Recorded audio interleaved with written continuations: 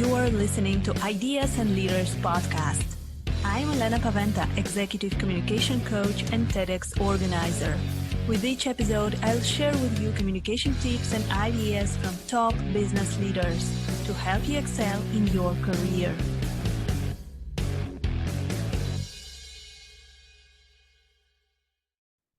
Welcome to the next episode of Ideas and Leaders podcast. Today, we're going to speak about mindfulness in business. And my guest today is Eric Holsapple. He is an entrepreneur. He has PhD in economics. He has been a real estate CEO and developer for nearly 40 years, has lectured in real estate at Colorado State University for 20 years, and has practiced yoga and meditation for 30 years. So, Eric, welcome to Ideas and Leaders. It is such an honor, such a pleasure to have you here with us today. Thanks, Elena. Pleasure to be here. When I hear you read that, I just say, man, that guy is old. Experienced, I would call it. I guess so. Yeah. So I know that you have... You are the founder of Living in the Gap organization, where you're combining your business experience with this mindfulness and yoga experience. Yeah. Can you tell us a little bit more? Where did you get the idea of it, and how did you get to this organization? Yeah, it's just, the gap is, we have some 6,000 thoughts a day, and the gap, what I find, is there's a lot of different gaps we can talk about, but one thought stops before another one starts. And I find, in those pauses, like when we see the great landscape view or something, when there's just like an that's where joy comes from, and peace. Stress and anxiety come in the thoughts. So, and the idea just comes from, I find a lot in business they think someday, once I've made it, then I'll find some mindfulness, and I'll get back to the community and those kind of things. And my life has said, no, we can do those things now. I can find some joy and peace right now. And my one word for mindfulness is focus. And focus is everything about business. I love business. And I don't find anything in mindfulness that is contrary to business success. In fact, I think it's at the core of it. People talk about woo-woo, that mindfulness, that's woo-woo. We're going to sing Kumbaya and hold hands. And I say, what woo-woo is the current state of the world, where we're so distracted by our phones and by social media and by divisiveness and all these things, we can't even focus. That's woo-woo to me. So living in the gap is having it all, having a life where I prioritize my family and personal life, and I show up to business, and I am so focused that I get more done in less time, that I can have the life that I dream of. And I like to share that with others. Wow. This is amazing. Isn't this something that we all want? And it is interesting that you said about this woo-woo. I wanted to ask you about this, because many people think that, yoga and mindfulness, it is kind of getting further away from this, strategies and goals and KPIs, and actually thinking about the results. It is more focusing on yourself. So how does it actually fit into the business reality? Yeah. Well, yoga's a technology that just shows us how to get into our bodies, how to actually experience ourselves living in the world, and rather than being in our heads. We can't be two places at once. We can't be in results and be present at the same time. If I'm in my body, my mind slows down.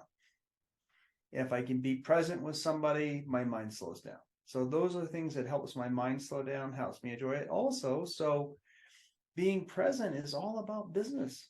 I mean, being with somebody and really hearing what they say, what their needs are, what they're offering me, versus, I'm so distracted and thinking about what I'm going to say that I don't really hear it. I mean, there's nothing to build a better business relationship than listening to somebody. And it's a mindfulness skill of, setting aside the busyness, the other conversation I have going in my head, and just being with another person.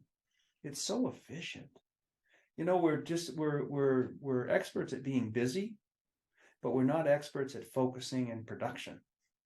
And I want to produce, I like to move buildings across town, and I want to do it quickly and efficiently and be present for it and be home for dinner. I think you can do it all. Yeah. So, yeah, it is so inspiring to listen to you that we can do it all, and we can be home for dinner. But in reality, I think that we all face this lack of time issue, especially if it comes to our daily routines. So I wanted to ask you, what do you recommend when you're working with your clients about daily routines? Because we sometimes we want to have those healthy meditation or yoga daily routines, but we just don't have time. And I'm guilty of it myself. Sometimes I had those morning resolutions that every morning I will have, breathing practice and something, but then I have to answer an email and it is so urgent, and then another email pops up, another, and then it's evening and I don't have time for anything. I think that many of our listeners have similar problems. So when you're working with people who say, okay, I don't have time, what can I do? What would you tell them? The first thing, speaking to business leaders, people that run companies, is that what an ideal opportunity to bring mindfulness into your business and allow some time during the day and space for people to practice mindfulness, to be more focused, to be more present, to be healthier, more productive. So if you're at the top of a company, you have a tremendous opportunity, and it actually can transform the whole community, because people learn it at work, they bring it home, they share with their spouses, they share with their kids, it goes to the school boards, the sports teams. So, but everybody's not in that position, and also when you first start, that's probably not where you're going to go, because you got to work on yourself first before you share the work, I find. Do you have baseball in Poland? Do you know the game of baseball? Yes, absolutely. All right. Well, I played baseball, an analogy that I use for prioritizing my day. I say the first thing is, before I get up to home plate, is to get my mindset for the day. Before I open my emails, before I get up a little earlier, and I want to work on my mindset. Now, for me, it's meditation and yoga, gratitudes, affirmation things. Now, everybody doesn't have to meditate, but to have a routine, like just for instance, to put my mind in a state of gratitude, then I go out, when I leave the house, I look for things to be grateful for rather than things to be upset about and those kind of things. So I want to have the right mindset, because the pitching mound is life, and I don't know what pitch I'm going to get. I'd like to know, I think I know, but I don't know. Life is a lot of different things coming at me all the time, and I want to make sure that I deal with those situations correctly. So number one for me is mindset. First base is family and friends. If I go to work before my family and friends are taken care of, I'm not going to be able to really focus at work and be there. I go down the hall, I see everybody on their smartphones, texting and checking their Facebook. They haven't dealt with their life before they got to work. And I think as leaders and business owners, for us to think that our families or our employees should prioritize the business ahead of their families is wrong thinking. We go to work so that we can support our families. So I think my family and friends, sometimes I'll have to do it the night before because I got to get up early, whatever, but think about it and make sure my family and friends have what they need for the day. That's first base. If I miss first base and go to work without that, I get thrown out, because I could have the greatest job in the world, millions of dollars, and if my family's a mess, I'm a mess. Doesn't matter in the least to me. In my priority system, that's just the preciousness of my life is my family. So then I go to work, and when I'm at work, I focus at work 100%. I'm there. Now, I may have other things that pull at me. I got to do some things, but generally I'm focused. And if I'm focused, I can move the world.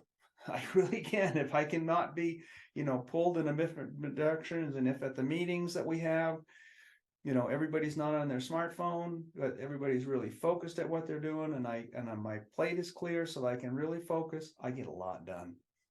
So second base is work. Third base is community service. So I believe in community service, and we can go into that if you want for a lot of different reasons.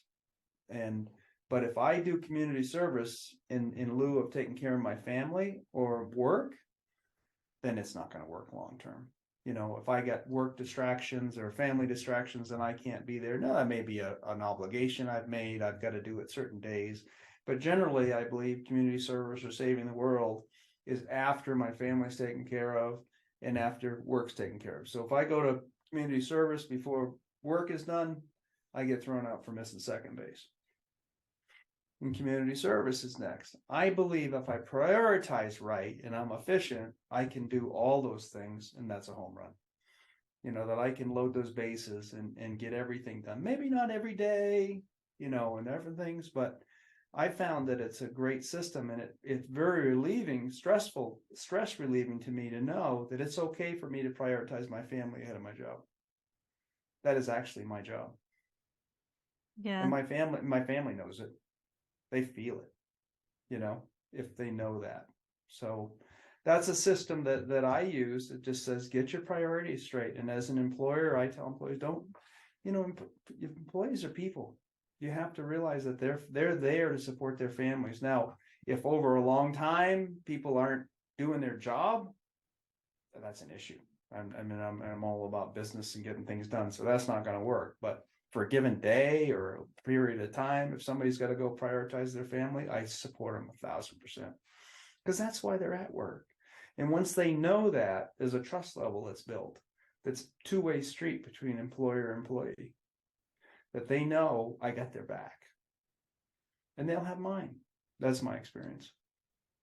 Yeah, it is so important to have those priorities set in the right sequence. I think that when you were telling about this analogy, this great analogy, by the way, with the baseball, I was thinking that many people in business, they put their business first, and then everything else after it. So it is very important to understand why I'm working. Yeah.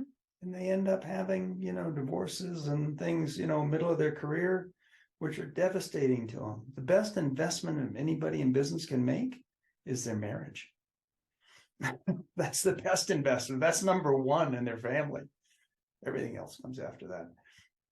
The other thing I would say that I would add on is that I think when people start out, they do too much, too long.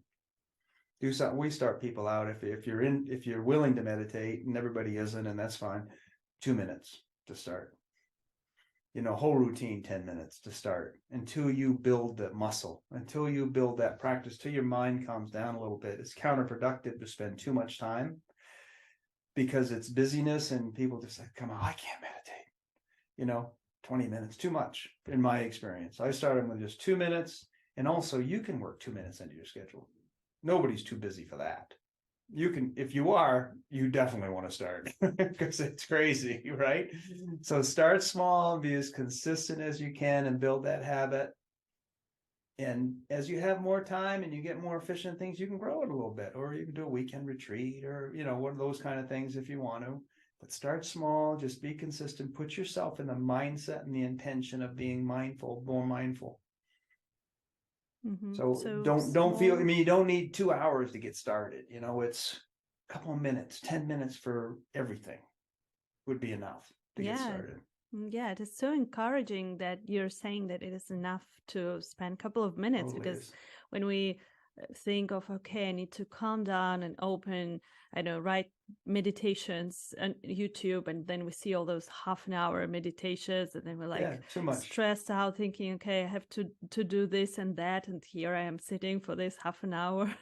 So I think that is sometimes that's why people are getting discouraged. I do so too. It is enough to have those small routines. So what would you recommend if a person came to you and said, okay, how can I introduce those mindfulness routines? Do you recommend doing it in the morning, in the afternoon, the evening? How long? And what would you recommend to start with? Well, to start with, I would do it when I had time and when I thought I could do it consistently. If that's in the evening or lunch or something, it's fine. Generally long term, The morning is preferred or recommended generally because that's when you set your mindset for the day. That's when, and also by getting up a little earlier, most of us can control the day. Once the day rolls out, like you're talking about your emails and all those kind of things, we lose control of our day. We turn control over to others, right? We have family things come up and whatnot. But in the morning, if I can get up a little bit, and also people say, "Oh, my kids come down." Well, it doesn't hurt. Just sit and meditate with them. If it's not a perfect one that day, you know how good that is for a kid. You're just being with them and breathing. If it's not, what's perfect anyway? I mean, so I had a few days when my kids interrupted with me. Okay. I remember when I first started, I'd come out of my office going, "Hey, quiet down here. I'm trying to meditate." And I just laugh. I'd say, "What are you doing?" And I just lightened up and just said, "All right, well, come on in, sit here. I'm just breathing for a minute. Just breathe. Just listen to your breathing. Just listen to it." So start small and do it when you can do it. The morning is generally, it sets your tone for the day and you generally have more control. But everybody is not a morning person. I get that. So, but do it when you can do it. Do it what works. If you can do it consistently, that's the best. Be consistent, short time. If you're doing affirmation, gratitude, I mean, if you're going to do one thing too, I would do gratitude. It's the low-hanging fruit. Your mindset changes like immediately just by mentioning to yourself a few things that you're grateful for. And then if there's an afterglow effect of that, if you look for things to be grateful for, and your whole life can change just with that practice. If you're not willing to do it, if you only had, 2 minutes, that I'd do some gratitude. Get started. And then as your mind changes, you'll crave some more. You'll want to spend more time doing things once you get going. Initially, it's like when, if you ever, not gone to the gym or exercise for a little while, and then you got to get back at it. And it's like every step is uphill, but once you do it for 6 months, you start looking forward to the gym. That's the same with everything. We're habitual creatures. We crave habit and crave to continue doing what we're doing. So the key is to have the right habits. And habits take a while to build, and particularly ones that are countercultural, like mindfulness. So we're getting there with mindfulness, that it's more accepted, but it's still not mainstream. It's getting there. And when it does, it'll be easier. But right now, a lot of times we're bucking culture. Like, "Oh, I'm going to this meeting. I can't go there because I'm going to do a yoga class or meditate." I mean, people still laugh at you. They do. I like to be laughed at, but it's all right. But it's countercultural. So those habits are not as supported, and you don't have the environment that make them so easy. So they take a while until you've seen so much result for yourself for a period of time that you can't be knocked off. You just know, it's like brushing my teeth. I'm going to do it. I don't have to do it for hours, but I'm going to set my mindset and do it. So do little chunks when you can fit it in as consistently as possible. And look for others that will support you. Look for others that a community. I started with a brother and a yoga community. I didn't do it at work for years. I wouldn't even maybe mention it to one person, but just, it wasn't in the conversation when I was doing it about doing that. So I waited till I was really steady that nobody could knock me off my game. It is really inspiring to hear that about your journey. How did you start with this, and look how you developed it, and now you're introducing this mindfulness to businesses. So what do you think when we start those regular routines, we introduce it, what benefits can we observe after some time? Okay, so are we going to be more focused, or what are the other benefits, business tangible benefits that we can observe from this practice? Less stress and connectedness. I mean, being connected with others is a consciousness. As you develop your consciousness, you're automatically more connected with other people and other people in consciousness. So you automatically are more connected with people, more compassionate, more feeling of them, and more aware of them, listen better to them. And stress levels go down. I mean, once you realize, you go to the practices that I do what I can do now, and if I can't do anything about it, I accept it. I mean, so much of stress is worried about things that are so far out of our control, outside of our sphere of influence. Why bother to worry about those things? Those are the things we accept, and those things within my sphere of influence that I can change. With focus, I change them. And if I can't change them, I accept them.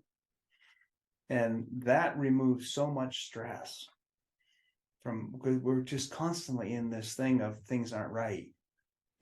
This isn't right. And with it, through acceptance practices can be. And the other is like results, detaching from results. I can't be present in the moment and worried about the result at the same time. Now I worry about results. I'm a business guy, man. I love business. So I love results and I love money, but I don't worry about it all day long. I have set times, set meetings where I review the balance sheets. I review the budgets. Boom, boom, boom. Take mindful action. Boom. In between, my job is to be present. My job is to be with the people that I'm with, doing the job I'm supposed to be doing, paying attention to them. Because I can't do that and worry about the bottom line at the same time. But if I set it up and I work in the process and be with people, the bottom line is there. And if it's not, I make changes. But no. I can't do it at the same time, but I can do both. Yeah. So you're becoming a better leader, right? Because everything that you mentioned, those are characteristics of great leadership: being more compassionate, being better listener, being less stressed, maybe having less conflicts at work with other people, better communicating with others. So do you think that we can become better leaders by introducing those mindfulness practices? Yeah. Absolutely. First you get to lead your own life. You don't hope to lead others. It's not something out there. Leadership comes from within. So first I lead my own life, and I tell leaders to answer one question: what can only I do? Make a list of all the things you're doing. I mean, we all got busy down. We're working hard and we're busy if we've gotten there. But what can only I do? Why? Because I want to offload the other things to create some space. Creates opportunities for others and creates space because I want the space to be more mindful. And number two is we're so busy, we're not accessible. People aren't afraid to come in the office and see us because, oh my God, no, he's too busy. He's too important. He's too busy. We need to be a little spaciousness so people can actually come to us and we hear about the catastrophes before they happen. People are afraid to tell us. I don't want to be that. I want to be somebody that knows they come to me. I got your back. Let's go fix this. So I think leaders need a little space. So focus and efficiency gives you that space. And also we show up at meetings just to be seen. I find, and I gave that up. I said, no, I'm not going to drive up there a half an hour so I can be seen at that meeting and then drive back. And if I have a real purpose to be there, I'm going to go, and I'm going to be early, and I'm going to say hi, and I'm going to do it. But I'm not going to go just to be seen. That's a major transformation for most of us because we want to be seen as a leader and seen as a, player, but just really be one. And you don't have to worry about seeing it. Be a player. Be that leader. Be the one that, and when you bring that home, it's like you're the one that the kids will come to and say, Dad, I wrecked the car. What do we do? And you just help them. You want to be approachable and someone that is known to be a source, of just presence. Most of the time, most situations solve if you just listen. Work and home. Just by listening, people usually solve their own issues. And if they can't, give them some pointers. Say, oh, look here, look at that. It's okay. It's all going to be okay. Let's do this. But be someone that's approachable. So you need a little space for that. We run at 90 miles an hour. I run at 110, calm it down a little bit, offload the things. And also you're creating opportunities for others, offloading things, see what they can do, grow your company, have the confidence that, you are the leader. You don't have to be, seen as it. You really are it. So that's my 2 cents on that is offload some things. Yes, absolutely. So so many great tips here. So what would you recommend to our listeners who are listening to us on being better leaders, being better in business? Yeah. So what can they do, start doing, or stop doing to be better leaders? Well, first is have an intention, just have the intention of being more mindful. And then backing it up with some practices, some dedicated times. But as I said, I would start with 10 minutes, of some practices, and set a period of time, and maybe set yourself up in a workshop or something else, and start reading some books on mindfulness. Reading is a great flow activity. People say they can't read. I'm amazed at the business people that say, and I think it's not all, some people have real issues, but largely it's focus. That reading trains your focus. You can start with audibles if that's easier, but actually reading, and I think leaders are readers. We're usually reading things, trying to learn new things, and there's a whole plethora of information on mindfulness and reading. And it's also a great way to introduce others to mindfulness. Sometimes you're not sure or whatnot, give them a book. If you don't hear anything, either they're not a reader or they're not interested. But you might hear back, and it's a very low risk way to share something. But just get started and keep it simple and keep it private for a while. You don't have to run out and tell everybody you're doing all that. If you want to, great. But I find there's a lot of skepticism in the world. And until my practice is secure, I don't want to open myself up and be vulnerable to it. Once it's secure, go to the rooftop, go to the mountaintops and yell if you want, like I'm doing now. But if not, just keep it to yourself, and just, the best share is when somebody comes up to you and says, Elena, what's that glow you got? You're changed a little bit. Why didn't that bother you? You seem less stressed lately. What are you doing? And you say, well, try this. That's the best. Just letting people see a difference in you. Yeah. So they notice. And, you mentioned books and reading, and I think that it is just worth mentioning here that the biggest thing that is currently not letting people be present and be mindful is our gadgets, that we are all the time in there and communicating, looking through social media and doing many other things. So what is your recommendation on this? Because I think that it is currently one of the biggest distractions that we have, that is not letting us being focused and being mindful.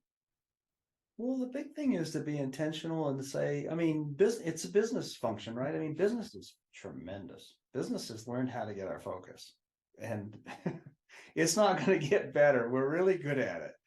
So we need to each individually make that intention to say, no, I'm going to take it back. So whatever people take apps off their phone so that everything isn't there. A lot of people say, I'll just have my social media on my laptop, so I'm not on it in every meeting, silencing notices, all those kind of things. And then I'd say, in the morning, don't turn it on right away. If I start with my smartphone and my emails, then I'm running somebody else's game. I'm answering to someone else. If I set up and do my routine first, then I'm setting my own agenda.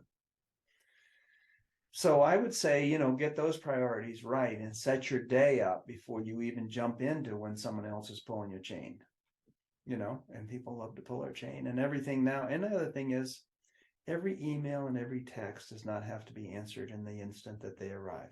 It's like dating, The date you really want is the person that's just a little bit aloof, that doesn't, they answer, but it's not like that instant. It's like you keep you wondering for an hour or a day. So it's okay. It's okay that everything isn't instant. Prioritization of it is, I think, in the intention of it. but it is a reality in our world. And I also think that practices of mindfulness counteract it. And that's our best hope. Makes us more aware of it and makes us less susceptible to it. But I don't see it going away. It's probably going to get worse. Probably. That's what we do. We keep doing things till they get to excess. That's humanity. Yeah, so we definitely need to take control over it and to be more mindful about those time distractions. And so, Eric, I know that your book is coming up. Yes. Can you tell us a little bit more about it? Yeah. Can you tell our listeners a little bit more? I'd love to. What is it about? Where can we buy it, pre-order it right now? Profit with Presence, the 12 Pillars of Mindful Leadership, is available for pre-sale on Amazon. You can also find it on our website, livinginthegap.org. But it's really a manual that lays out at any level you wish. From, mindfulness is a deep and multifaceted field. So anything from small to, as deep as you want to get is in there, and resources for deeper stuff if you want. But it's a manual to understand kind of where the current state of consciousness is, some of the research out there, and it's really exciting. I mean, spirituality and science is really merging in a lot of great areas that has not been really focused on as we've been really producing, and building our economies around the world, and it's changing. Really, the academics and the scientists are really finding some exciting things. So some of that's in there, and really just practices and the end of it is, mindful CEO, how to foster mindful corporations. You'll also hear, some things in there on our website on workshops that we have and other access to things that and resources to others that are doing it. It's just time for the business community to own up to its power and to say, you know what, we're no one else is coming for us. The world is in our hands. We need to take charge of it. And it starts with each one of us, right? It doesn't start out there. It says, okay, what can I do? And what little things can I do today to move the needle just a little bit? I don't have to solve world hunger, but I could go and work in the food bank for the day, or make a contribution, or do something to move the needle a little bit. And if we all did that a little bit, we would turn this. We would turn some of the divisiveness and the issues that we have in the world. And I hope we do. Yes, absolutely. I'm so looking forward to reading your book. I'm definitely very much interested after this interesting conversation. So thank you very much, Eric, for inspiring us. I think that our listeners will definitely introduce some small mindfulness routines into their days. I will do it for sure. So awesome. Where, if we want to get to know more about you, to contact you, maybe ask additional questions, where can we find you?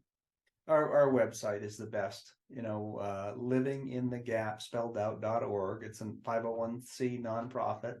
Just, send an email to us, and there's also free resources there. There's a newsletter you can sign up for. Great. Thank you very much. Thank you for all of your lost you for a minute. Great. Insights. It was such a pleasure talking to you, Eric, today. And have a great day. Appreciate it being on, and carry on the good work. I appreciate what you're doing. Thank you. Thank you for listening to Ideas and Leaders podcast. Did you enjoy this episode? Let me know that you listened by tagging me in your LinkedIn profile and using a hashtag Ideas and Leaders. See you in the next episode.